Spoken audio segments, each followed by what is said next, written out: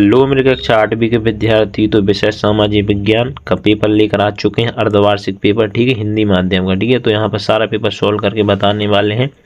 आपका पेपर यहाँ पर 2.5 घंटे का समय मिलने वाला और यहाँ पर 60 नंबर का आपका पेपर होने वाला है। चलते हैं हम सारा पेपर सोल्व करके बताते हैं, ठीक है। तो देख लेते हैं पहले बहुविकल्पीय के लिए प्रश्न क्रमांक 1 से 5 तक, ठीक है। तो क्या है पहला, वैश्वीकरण उपयोग के लिए सब्जियों, फूलों और फलों की खेती को क्या कहते हैं? तो इसका राइट आंसर अपना क्या हो जाएगा यहाँ पर, इसे कहते हैं अपन, क्या कहते हैं, इसका राइट होगा बागवानी, ठीक, क्या कहते हैं इसे, बागवानी, ठीक है। नेक्स्ट क्या है, सुनहरा रेशा से अभिप्रिय है, सुनहरा रेशे से क्या अभिप्रिय है? इसका राइट आंसर क्या हो जाएगा, पटसन, ठीक है, पटसन, ठीक है। सुनहरा रेशा कहाँ, पटसन मिलता है, ठीक है, पटसन में।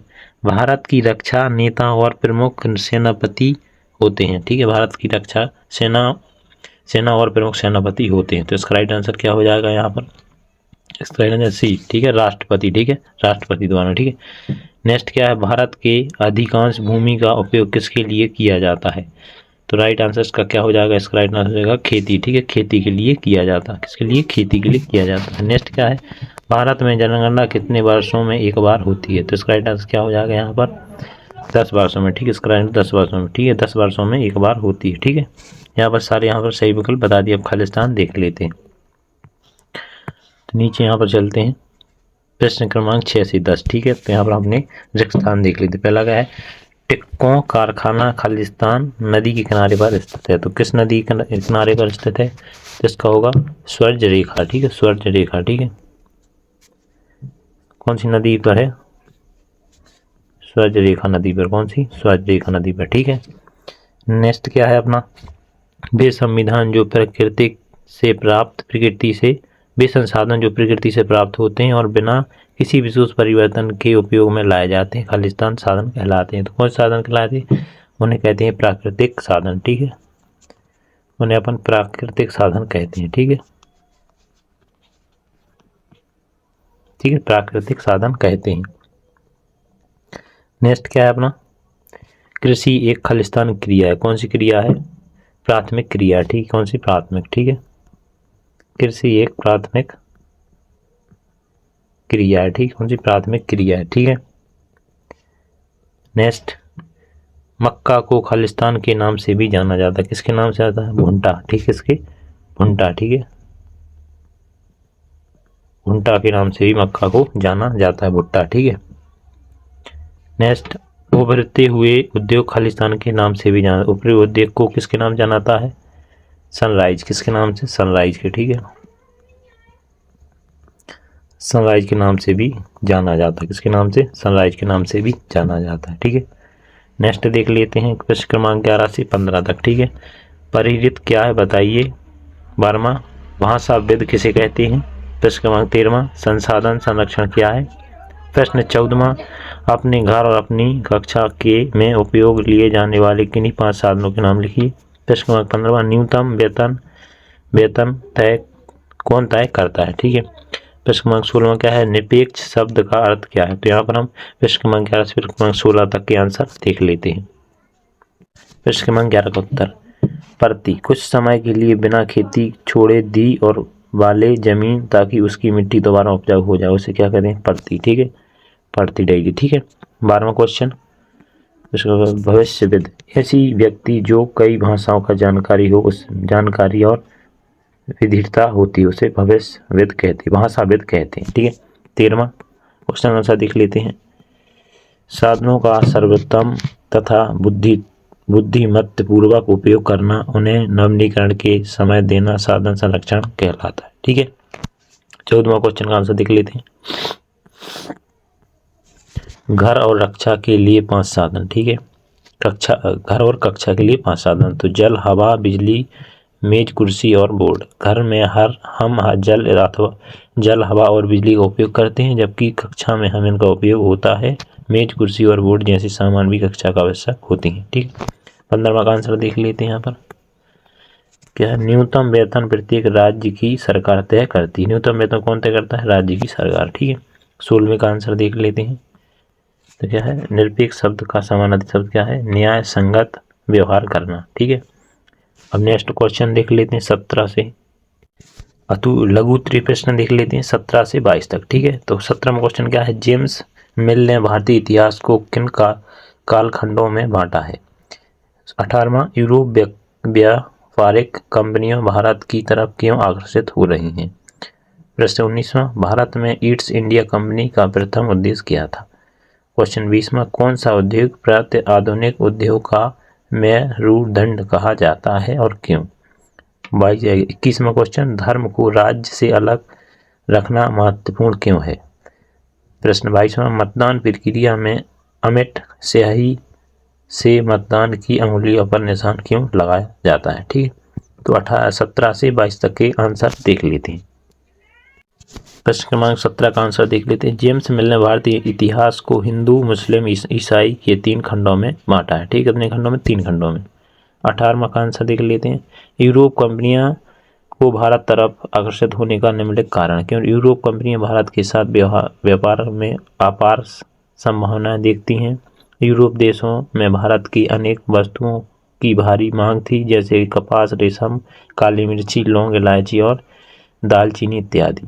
वे भारत में कम कीमत पर सामानों को खरीदकर वापस यूरोप जाकर उन्हें ऊंची कीमतों में बेच सकते हैं। इसे व्यापारिक संभावनाओं के कारण यूरोप कंपनी भारत की ओर आकर्षित हो रही है। ठीक है, नेक्स्ट 19वां question, Bharat east India company प्रथम उद्देश्य क्या था। ठीक है, जिस कंपनी ने हमें गुलाम बनाया था वह ईस्ट इंडिया कंपनी थी। इसकी स्थापना सन 1631 में 31 दिसंबर के दिन हुई थी। इसका उद्देश्य केवल व्यापार करना और उनकी रक्षा करना जिनके लिए उद्देश्य करने के अधिकार मिले थे। ठीक है, नेक्स्ट देख लेते हैं। नेक्स्ट यहाँ पर 20वां प्रश्न का आंसर, लोहा इस्पात उद्योग को आधुनिक उद्योग का मेरुदंड कहा जाता है, क्योंकि अन्य उद्योगों के लिए उनकी आधारभूत सामग्री जैसे औजार और मशीनें आदि लोहा इस्पात से बनी होती हैं।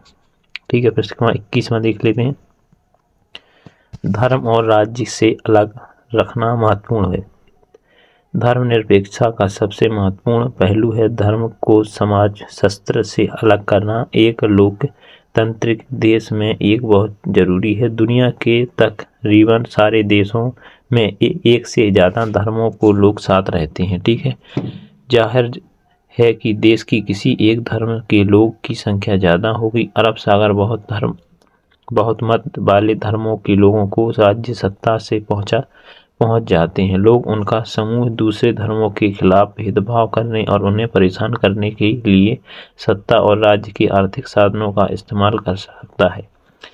लिहाज बहुमत की निरंकुशता और उनके कारण मौलिक अधिकारों का हनन का अहम कारण है, जिससे चले लोकतंत्र समाज और राज्य और धर्म को अलग अलग रखना इतना महत्वपूर्ण माना गया है। ठीक है, नेक्स्ट 22वां का आंसर देख लेते हैं।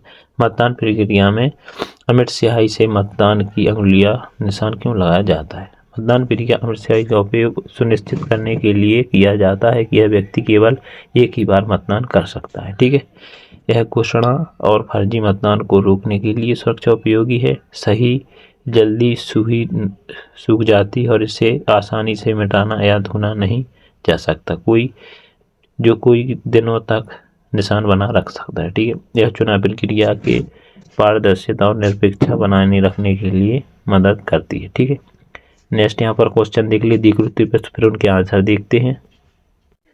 दीर्घ उत्तरीय प्रश्न देख लेते हैं। प्रश्न 23वां, 1857 की क्रांति में असफलता के क्या कारण रहे, समझाएं। प्राकृतिक वनस्पति 24वां प्रश्न, और वन्य जीवों का संरक्षण कैसे किया जा सकता है, समझाएं। प्रश्न 25वां, किसी लोकतांत्रिक देश को संविधान की जागरूकता क्यों पड़ती है, लिखिए। यहाँ पर प्रश्न 26वां है अपना, रॉटेल एक्ट पर एक संशोधित टिप्पणी लिखिए। ठीक है, तो 23 से 26 तक के आंसर देख लेते हैं। प्रश्न क्रमांक 23 का 1857 क्रांति की असफलता के कारण। 1887 में व्यापक पैमाने पर हुई एक विद्रोह में भारतीय सैनिकों की संख्या अंग्रेजों की सैनिकों की संख्या से काफी अधिक थी। यह कारण रहा है कि प्रारंभ में अनेक स्थानों पर भारतीयों को असफलता प्राप्त हुई। क्रांति में आर्थिक रूप से कमजोर होने के कारण क्रांतिकारी आधुनिक शस्त्रों का उपयोग से वंचित रह गए थे। उनकी असफलता का कारण था इस क्रांति में क्रांतिकारियों को तलवारें तथा भालों का उपयोग किया था, जिससे विपरीत विरोधी ने ब्रिटिश सेना ने आधुनिक तोपों और बंदूकों का इस्तेमाल किया, जिससे कि क्रांतिकारी कमजोर पड़ गए थे। ठीक है, नेक्स्ट क्या 24वां प्रश्न, प्राकृतिक वनस्पति और वन्य जीवों के संरक्षण कैसे किया जा सकता है समझा। तो प्रकृति वनस्पति और वन्य जीवों का संरक्षण भिन्न उपयोग द्वारा किया जा सकता है। राष्ट्रीय उद्यान अभ्यारण्य द्वारा। ठीक है, तो वन्य जीवों के प्राकृतिक आवासों की सुरक्षा के लिए राष्ट्रीय उद्यान, वन्य जीव अभ्यारण्य और बायोस्फीयर रिजर्व स्थापित की जानी चाहिए। कानून उपयोग, शिकार, अवैध कटाई और वन्य उत्पादनों व्यापारों पर सख्त कानून लागू किए जाने चाहिए।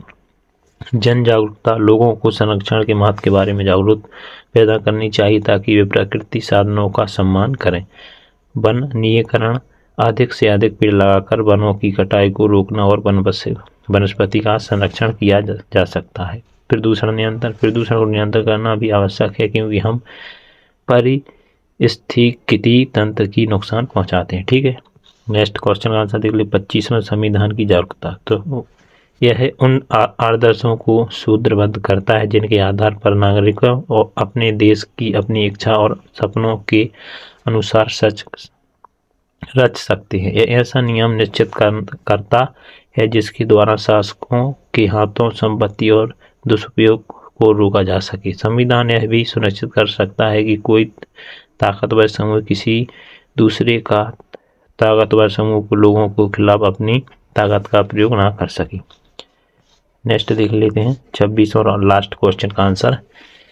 रोबोट एक्ट 1919 में ब्रिटेन सरकार द्वारा भारत में राष्ट्रपति आंदोलनों को दबाने के लिए प्रेरित किया गया था। एक मानकारी कानून था। इस ब्रिटिश ने सरकार को बिना किसी मुकदमे और किसी भी व्यक्ति को 2 साल तक जेल में रखने का अधिकार दिया था। इस कानून का भारतीयों ने बिना वकील, बिना अपील, बिना दलील और बिना कानूनी कड़ा विरोध किया। ठीक है, तो हमने यहाँ पर सारा पेपर सॉल्यूशन बता दिया है।